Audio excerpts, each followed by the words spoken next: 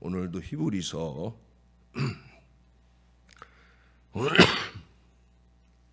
오늘은 6장, 히브리서 6장 1절에서 12절까지 말씀입니다. 제6장.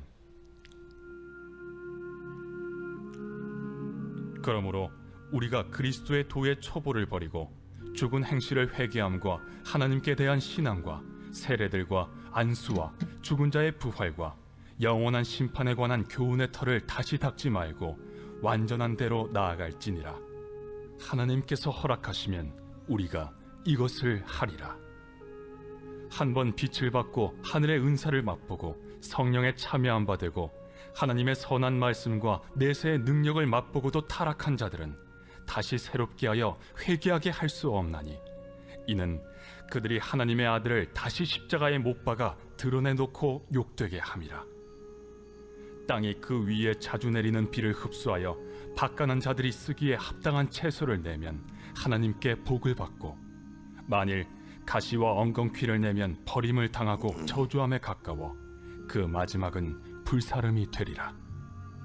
사랑하는 자들아, 우리가 이같이 말하나 너희에게는 이보다 더 좋은 것, 곧 구원에 속한 것이 있음을 확신하노라. 하나님은 불의하지 아니하사 너희 행위와 그의 이름을 위하여 나타낸 사랑으로 이미 성도를 섬긴 것과 이제도 섬기고 있는 것을 잊어버리지 아니하시느니라. 우리가 간절히 원하는 것은 너희 각 사람이 동일한 부지런함을 나타내어 끝까지 소망의 풍성함에 이르러 게으르지 아니하고 믿음과 오래 참음으로 말미암아 약속들을 기업으로 받는 자들을 본받는 자 되게 하려는 것이니라. 아멘. 왜 우리를 세상 사람과 구별해서 이렇게 예수 믿도록 하셨을까요? 우선 궁극적인 목적은 구원을 얻도록, 구원을 받도록 하는 데 있습니다.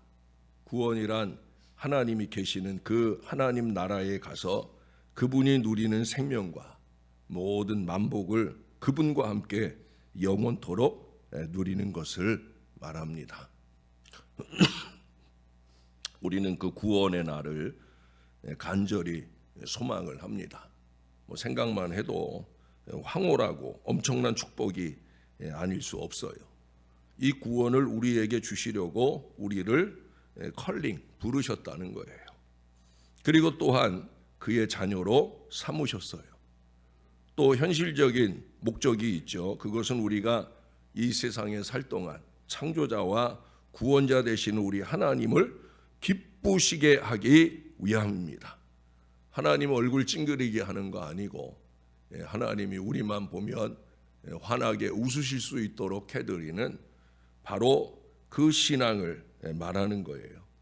하나님은 우리가 짧은 한 생을 살 동안 가장 고상한 목적 가운데 살도록 부르셨고, 그러한 삶을 명령하셨습니다. 다시 말해 하나님을 기쁘시게 하는 삶이에요. 하나님의 뜻대로 순종하는 삶입니다. 하나님이 원하는 삶을 사다 드리는 거예요. 이 현실적인 목적을 위해 우리 하나님께서 우리를 부르셨다는 거죠. 그런데 우리가 경험하듯이 구원을 얻는 신앙생활, 하나님을 기쁘시게 하는 신앙생활이 이게 말처럼 쉽질 않아요. 그저 가만히 앉아있기만 하면 그저 저절로 자연적으로 돌아가는 그런 것이 아니라는 거예요. 여러분은 어떠신지 몰라도 저에게는 굉장히 어렵습니다. 우선 한번 생각해 보세요. 우리는 하나님 나라에서 하나님과 영원히 사는 그 구원을 기다리고 있어요. 그게 언제쯤 우리에게 올까요? 대부분의 사람들은 적어도 30년 뒤, 40년 뒤, 50년 후에나 이런 사건이 일어날 것이다 생각을 합니다. 당장 세상이 뒤집어져서 우리가 함께 하나님 앞으로 부름을 받는다면 모르지만, 그저 자연 법칙에 의해서 앞으로 살 기간을 계산해 보면 하나님의 구원은 그때쯤에야 기대할 수 있기 때문이죠. 비록 짧은 인생이라 말하지만 실제로 살아보면 20년, 30년, 50년 이 기간은 실로 긴 세월입니다. 아마도 수십 년에 이르는 이 인생길을 걸어갈 동안 우리가 겪어야 될 시련이 한두 가지가 아니기 때문에 모든 고비를 넘어서 하나님 나라의 문에까지 간다고 하는 것은 그건 그리 쉬운 일이 아닌 것 같아요. 앞으로 어떤 환난이 기다리는지 모릅니다. 어떤 슬픔과 고통을 맛볼지도 모릅니다. 또 얼마나 화려한 인생을 살지도 모릅니다. 하여튼 예측할 수 없는 우리의 인생길이에요. 이런 길을 걸어가면서 마지막 그 구원을 우리가 바라보고 있다는 거예요. 그러므로 구원을 얻기 위한 신앙생활은 쉽지 않습니다. 뿐만 아니라 하나님을 기쁘시게 하는 매일매일의 삶도 결코 쉽지 않아요. 사람마다 다른 차이가 있지만 하나님을 기쁘시게 하고자 이 새벽 아침을 깨운 사람들에게도 어떤 사람에게 그게 너무 쉽지 않은 그런 게으름과 나태함을 보이기도 합니다. 그런 삶을 살려고 할수록 우리를 유혹하는 것들이 주변에 너무나 많다는 거예요. 세상은 점점 우리를 유혹하는 그런 쪽으로 발전을 하고 있어요. 그래서 좋을 때, 마음이 뜨거워질 때, 그리고 하나님 말씀에 감동을 받으면 좀 잘해 보려고 하다가 이내 좀 잘 안 되거나 마음이 식어버리고 감동이 식어지게 되면 다시 옛날의 그 게으름과 나태함으로 불신앙적인 어리석음으로 돌아갈 때가 일수입니다. 이렇듯 일관성 없이 변동이 심한 신앙생활을 하기가 쉽다는 거예요. 이것은 우리 하나님께서 싫어하시는 자세입니다. 우리 가운데 이런 신앙생활에 젖어 있는 분들이 많이 있어요. 기분에 따라, 여건에 따라 신앙생활하는 분들은 오늘 조용히 자신을 좀 돌아보시기를 바라요. 4절 이하의 아주 엄중한 경고의 말씀을 우리들에게 들려줍니다. 한번 빛을 받고 하늘의 은사를 맛보고 성령에 참여한 바 되고 하나님의 선한 말씀과 내세의 능력을 맛보고도, 잘 들어보세요. 타락한 자들은 다시 새롭게 하여 회개하게 할 수 없나니 이는 그들이 하나님의 아들을 다시 십자가에 못 박아 드러내놓고 욕되게 함이라. 무서운 얘기예요. 저나 여러분 우리가 다 4절 5절의 은혜가 있어요. 어느 순간인지 모르지만 우리가 다 그 은혜를 받은 순간이 있어요. 그런데 6절 말씀처럼 그러다가 타락한 사람, 이런 사람은 다시 새롭게 하여 회개할 수가 없다. 왜 그래요? 성령을 거스린 일이니까. 성령의 감동과 은혜로 우리가 구원도 받고 여러 은혜의 감격이 있는데 그거를 헌시짝처럼 내버리고, 그러고 또 회개한답시고 눈물찍 콧물찍 하면 그러면 다 해결된 줄로 착각하는 그런 어리석음을 범할 때가 많이 있다는 거예요. 여러분, 제가 좋아하는 단어 가운데 하나가 한결같음이에요. 한결같음. 신앙생활은 좀 일관성이 있어야 됩니다. 처음부터 끝까지 같은 마음가짐과 태도를 가지고 계속 나가야 되는 거예요. 이런 신앙 태도를 우리 하나님께서 기뻐하십니다. 이것은 신앙생활 하는 데에만 적용되는 법칙이 아니에요. 세상에서도 마찬가지잖아요. 그렇죠? 인간관계에 있어서 변덕이 심한 사람을 좋아하는 사람이 있습니까? 조령목의 식으로 아침 저녁으로 말을 바꿔서 이거 도무지 믿을 수 없는 그런 사람을 우리가 어떻게 신뢰할 수 있습니까? 인간관계가 다 파괴되고 마는 거예요. 변덕이 심해 믿을 수가 없으면 아무도 자기 곁에 오지 않는 거예요. 시험에, 사업에 있어서도 마찬가지입니다. 사람들에게 인정을 받으려면 그 원칙과 목적이 분명하고 누가 보더라도 고개를 끄덕일 만한 그 믿어줄만 할 때 그때 그 사업이 잘 되는 것이지, 그저 자기 기분대로 사업하는 사람 절대 성공하지 못해요. 이것도 해보고 저것도 해보고 아무리 애를 써도 잘 되지 않는 거예요. 왜? 일관성이 없으니까. 일관성이란 변덕스러운 기분이나 갑작스러운 변화, 일시적인 유행과는 거리가 먼 꾸준함을 가리키는 말이에요. 내 기분이나 세상 돌아가는 것과는 아무 관계가 없습니다. 어떤 변화가 일어나도 나와는 무관합니다. 하나님을 향한 내 마음 자세는 꾸준해야 되는 거예요. 항상 동일해야 되는 거예요. 우리로 하여금 곁길로 가게 하는 세상에서 모든 유혹에 맞서 낮이고 밤이고 제자리에 있게 만드는 것, 그게 바로 일관성, 한결같음이에요. 부정적인 한결같음을 얘기하는 거 아니에요. 어떤 사람들은 그러잖아요. 부정적인 한결같음, 불신앙적인 일관성을 보여주는 사람들이 있어요. 제가 목회를 10년째 여기 와서 하는데 10년 동안 변화가 없어요. 예. 아주 안 좋은 거를 늘 똑같이, 그건 일관성이 아니죠. 그렇잖아요. 하나님을 기쁘시게 하는 일관성, 그거 절대 아닙니다. 오늘은 물론이고 내일도 어제처럼 나로 하여금 행동하게 하는 것, 이것이 바로 일관성이에요. 그저께 하나님 앞에서 한 행동이 어제도 오늘도 내일도 계속 되어지는 것, 말씀에 의지하여 제대로 잘 살아내지는 것, 그게 바로 일관성이에요. 많은 사람들이 피곤해하고 짜증을 느끼는 그런 상황에서도 흔들리지 않고 견고한 태도, 그것이 바로 일관성입니다. 우리가 신앙생활을 이 같은 태도로 견지할 때 그때 은혜를 받을 수 있고 자신이 복을 누리게 되어지는 거예요. 우리가 시종일관 하나님 앞에 성실하려면 몇 가지 실천해야 할 것이 있습니다. 오늘 본문이 그것을 잘 가르쳐주고 있어요. 두 가지입니다. 두 가지. 첫 번째는 부지런해야 합니다. 뭐라고요? 부지런해야 합니다. 여기 11절을 보세요.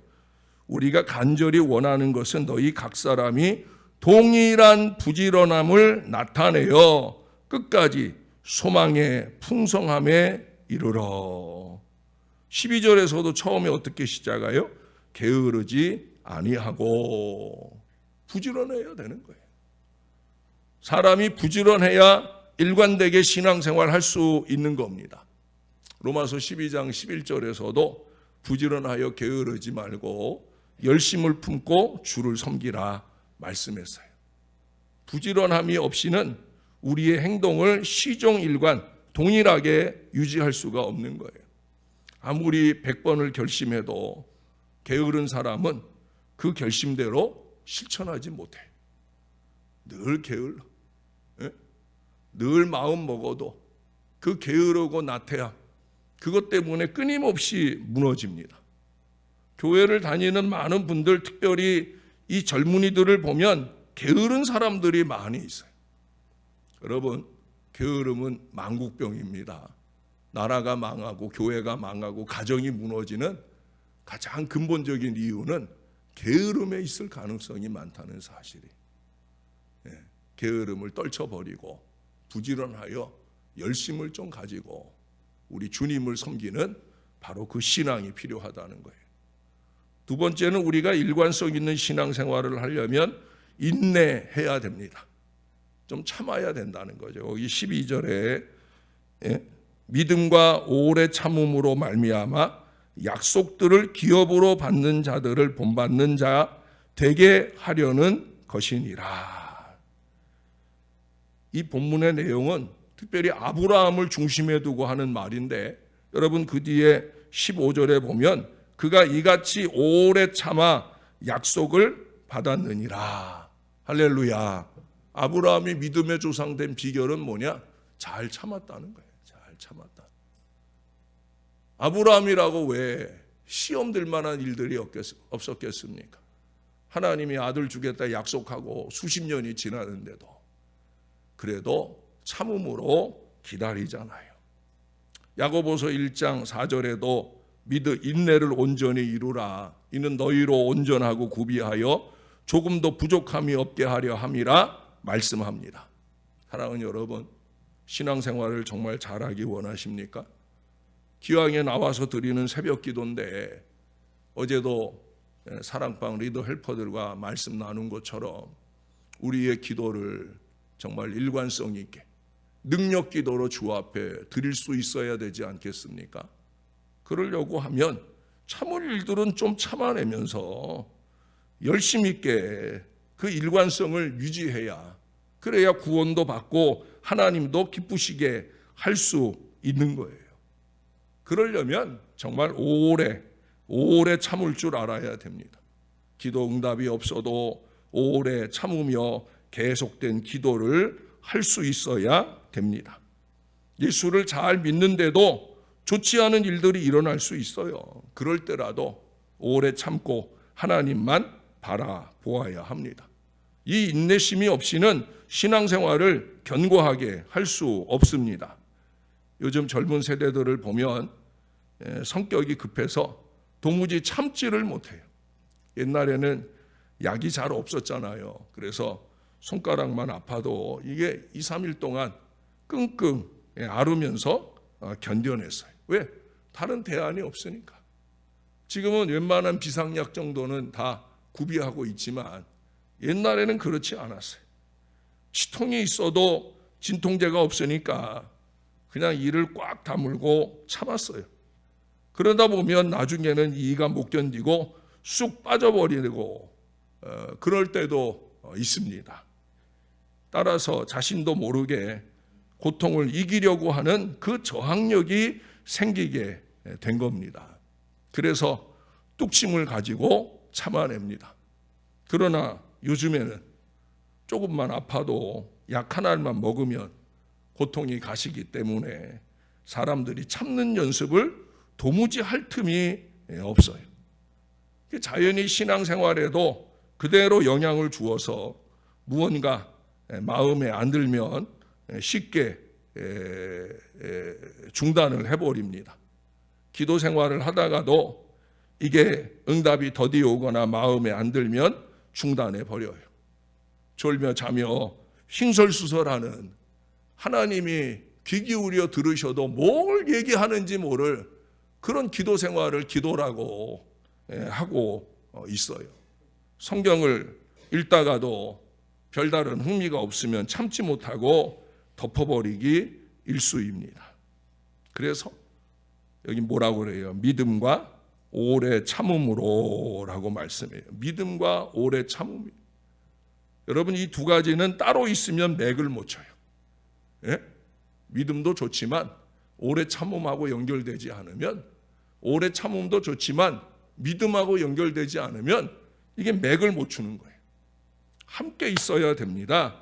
믿음과 오래 참음, 이것이 저와 여러분에게 충만하여서 영원한 천국 백성으로 날마다 우리 하나님을 기쁘시게 하는 신앙 자녀들이 다 되시기를 우리의 구주 되시는 예수님의 이름으로 간절히 축원합니다.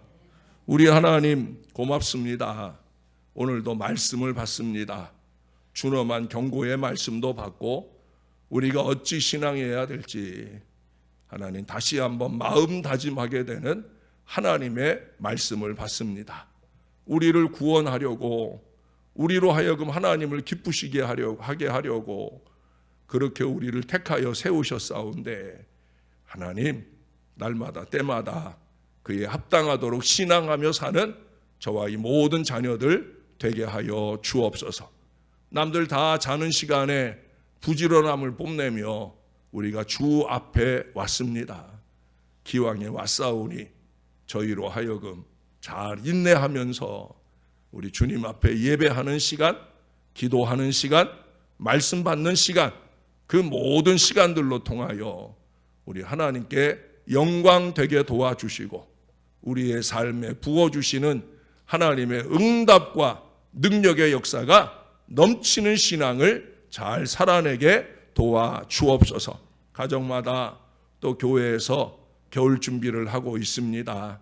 이 모든 일에 마음 다하여 애쓰는 주의 사랑하는 자녀들을 주께서 칭찬해 주시고 정성과 사랑으로 가정과 교회를 섬길 때 맛있는 김치도 만들어지게 하시고 행복과 은혜도 그 공동체 안에 더할 수 있는 신실한 자녀들 다 되도록 축복해 주시옵소서. 하나님이 원하실 때 그 하나님을 위하여 내 몸과 마음을 온전히 드리기에 부족함이 없는 우리의 육신을 주께서 꼭 붙들어 주시고 예수 이름으로 더 강건하게 능력 있게 주의 큰 기쁨 이뤄나가는 하나님 사람들 되어지게 저와 이 모든 자녀들을 붙들어 주옵소서. 주님께 감사합니다. 예수님 이름으로 기도합니다. 아멘.